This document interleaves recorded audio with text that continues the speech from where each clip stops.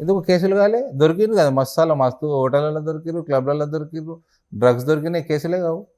ఎవరు కాపాడి? కానీ జూబ్లీ మీ ప్రభుత్వం కాపాడింది, మీ కేటీఆర్ ఇన్వాల్వ్మెంట్ ఉన్నది. గోపీనాథ్ ఇప్పుడు ఆయన లేడు, ఆయన గురించి ఎందుకు మాట్లాడటం, కానీ విన్నా నేను. జూబ్లీహిల్స్ నియోజకవర్గం అంటే బస్తీలు ఎక్కువ ఉన్నాయి, యూసఫ్గూడ, రేమత్ నగర్, సార్ బోరబండ అంటే ఉంటే బస్తీలు ఉంటాయి. ఇవన్నీ ఖైరతాబాద్, మీరు చెప్పిన క్లబ్లు పబ్లు ఎక్కువ ఖైరతాబాద్ కాన్స్టిట్యున్సీలు ఉన్నాయి. బార్డర్ ఏరియానే కదా, జూబ్లీహిల్స్ ఏరియానే కదా. కొద్దిగా ఐ థింక్ 36లో కొద్దిగా ఇటు వస్తుంది, 45లో కొద్దిగా అటు వస్తుంది. అసదుద్దీన్ ఓవైసీ సపోర్ట్ చేశారు నవీన్ యాదవ్ ర్యాలీలో పాల్గొన్నారు. అసదుద్దీన్ ఓవైసీ చాలా తెలివైనవాడు, ఏ గవర్నమెంట్ ఉంటే అలా సపోర్ట్ చేస్తాడు. దాంట్లో ఏమున్నది, అది నేను 1990s నుంచి చూస్తున్నా, 80s నుంచి చూస్తున్నా. ఎంఐఎం పార్టీ గవర్నమెంట్లో ఉంటే తెలివిగా అలతోటి ఉంటుంది. ఎందుకంటే వాళ్ళకి ఇబ్బంది పెట్టొద్దని, అంతేనా? ఎందుకు ఇక మీ క్వశ్చన్లోనే ఆన్సర్ ఉంది.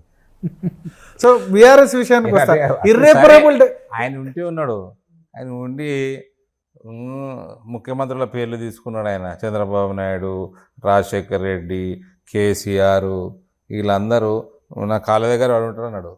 ఆయన కూడా ఇలా పౌరుషం లేదు. మనం ఏం చెప్తాం చెప్పండి, అసలు కాదు వాళ్ళ తమ్ముడు.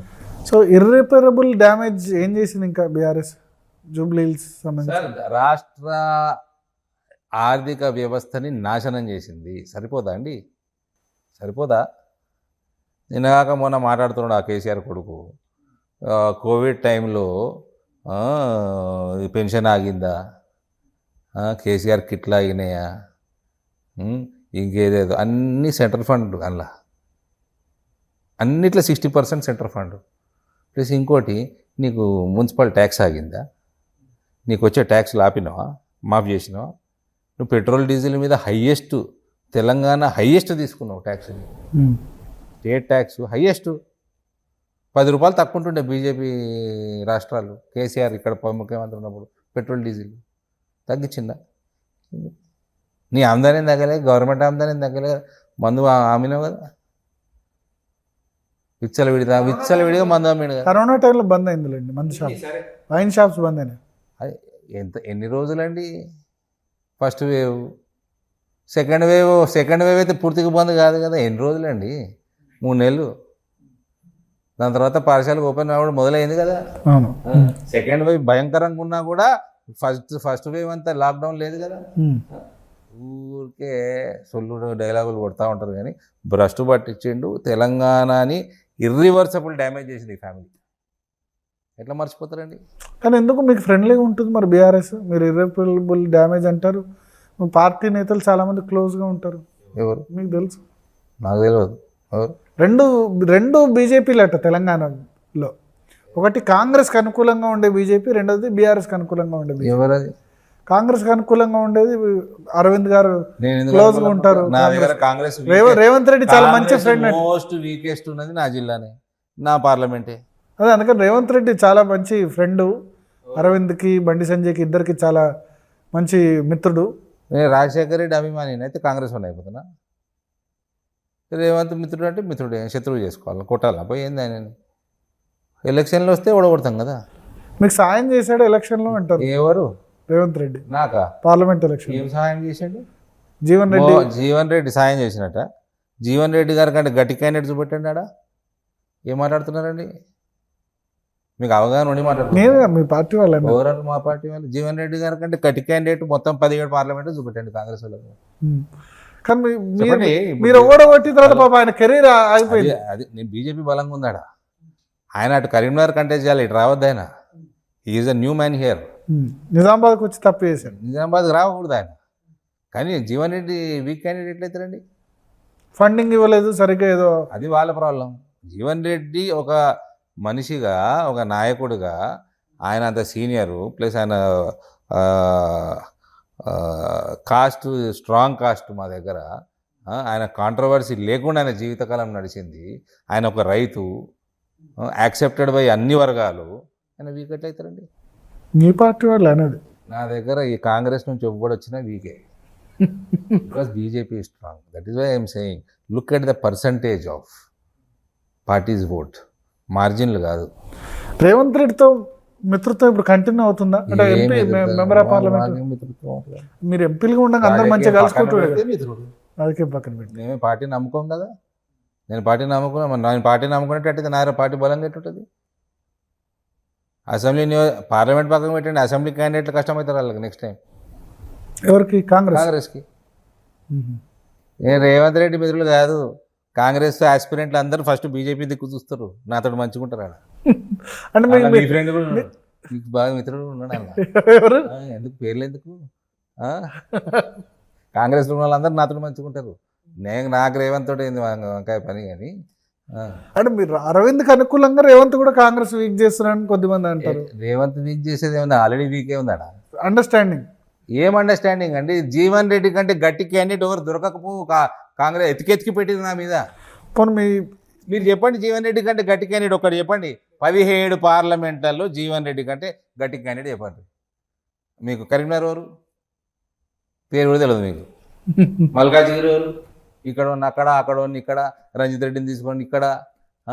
ఈయన ఈడికి వచ్చిందని ఈయన తీసుకుపోయి ఆడేసాడు. జీవన్ రెడ్డి కరీంనగర్లో కంటెస్ట్ చేసి ఉంటే వేరే ఉండేదా? జీవన్ రెడ్డికి కరీంనగర్లో డెఫినెట్లీ ఆయన కరీంనగర్ లీడర్ కదా ఆయన. అప్పుడు కేసీఆర్ మీద కూడా కంటెస్ట్ చేసి దాదాపు 15,000 దగ్గర ఆయన కరీంనగర్ లీడర్గానే ఎదిగింది. ఆయన తప్పు చూజ్ చేసుకోవడం డెఫినెట్లీ. బట్ దానివల్ల ఇప్పుడు మీతో ఓటమి వల్ల ఆయన కెరీర్ ఎండ్ అయ్యే ప్రమాదం. కానీ ఆయననే స్ట్రాంగ్ క్యాండిడేట్. నిజామాబాద్ పార్లమెంట్ నియోజకవర్గంలో జీవన్ రెడ్డి కంటే గట్టి క్యాండిడేట్ లేడు ఎవరు కాంగ్రెస్. జీవన్ రెడ్డి ఒకవేళ ఇప్పుడు అక్కడ కాంగ్రెస్లో జీవన్ రెడ్డి, సంజయ్ కుమార్ ఇద్దరి మధ్య ఫైట్ నడుస్తుంది, ఎవరన్నా వస్తే తీసుకుంటారా మీరు భారతీయ జనతా పార్టీలో? అది మీకు ఆ రోజు వచ్చినప్పుడు మీకు తెలుస్తుంది న్యూస్. ఇద్దరు టచ్లో ఉన్నారు మీతో అంటారు.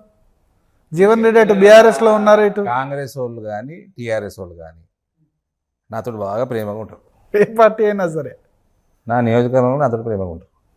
Right time. రేవంత్ నాకు కోమటిరెడ్డి వెంకటరెడ్డి గారు ఇంకా దగ్గర మంచి మా ప్రేమతో మాట్లాడతారు. దట్ డస్ నాట్ మీన్ మేము పార్టీ నమ్మకం కదా. పార్టీ నమ్ముకుంటారు ఏంది? పార్టీ నమ్ముకుంటే కన్న తల్లిని నమ్ముకున్నట్టు. ఇంకా నేను చాలా మంచి వర్డ్స్ వాడుతున్నా. కన్న తల్లితోటి ఏదైనా చేయించినట్టు ఈ తరాలు నాశనం అయితే. ఎందుకంటే క్యాడరు తర్వాత ఎమ్మెల్యే క్యాండిడేట్స్ వాళ్ళందరూ భవిష్యత్ క్యాడర్ మొత్తం పాపం చేసినట్టు కదా, రాజకీయ భవిష్యత్తు. మరి రాజకీయ భవిష్యత్తు చేసినట్టు కదా. ఎవరే పార్టీలో ఉన్నా అట్లా చేయరు. కన్న తల్లితోటి వ్యాపారం చేసినట్టు. దాని బదులు పార్టీ వదిలేయి, దాని బదులు రాజకీయాలు వదిలేసి వేరే పని చేసుకో. ఓకే, తరతరాలు నాశనం అవుతాయి ఇట్లా చేసిన వాళ్ళకి. కావాలి కూడా మంచిగా. అంటే నేను ఒక విధంగా వెల్కమ్ చేస్తా. మన తెలంగాణలోనే ఇట్లా శత్రుత్వం ఉంది, కానీ రాజకీయ నాయకులంటే ప్రత్యర్థులే, శత్రువులు కాదు. నేను ఇప్పుడు నేను పేర్లు రాజకీయాలకు అతీతంగా మీరు కాంగ్రెస్ నాయకులు అన్నారు, రేవంత్ రెడ్డి అన్నారు, మీరు నేను కోమటిరెడ్డి గారు అన్న, ఇంకా పెద్ద నాయకులు, ఇంకా పెద్ద పోర్ట్ఫోలియోలో ఉన్న వాళ్ళు, పెద్ద మినిస్టర్లు ఎయిర్పోర్ట్లో కలుస్తారు కదా. మావాడే అంటారు నన్ను. ఏం చేయాలి? మా సీనన్న కొడుకు అంటారు. ఏం చేయాలి కాదా? సీనన్న కొడుకునే కదా. వాళ్ళందరూ నన్ను చిన్నగా ఉన్నప్పుడు చూసిన వాళ్ళే కదా. సో అభిమానం అట్లా ఉంది. నేను 2 సార్లు ఎంపీ అయినా అని సంతోషపడతారు వాళ్ళు. ఇంకోవైపు మీ పార్టీ వాళ్ళు కొంతమంది బీఆర్ఎస్తో కుమ్మకైనారు. ఇవాళ రేవంత్ రెడ్డి కూడా అన్నాడు బీఆర్ఎస్ బీజేపీ కలిసి జూబ్లీహిల్స్లో పోటీ చేస్తున్నాయని చెప్పి. వీక్ క్యాండిడేట్ పెట్టింది బీజేపీ. లేదు, మీరు కిషన్ రెడ్డి గారిని అడగాలి, నన్ను అడగద్దు.